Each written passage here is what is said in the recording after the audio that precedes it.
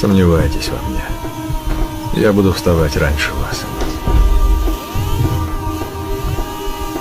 Считайте меня дилетантом. Я буду учиться на своих ошибках. Называйте плохим отцом. У моих детей будет лучшее будущее. Говорите, что мой бизнес – стартап. Я открою еще один. Копируйте меня. Я придумаю новое решение.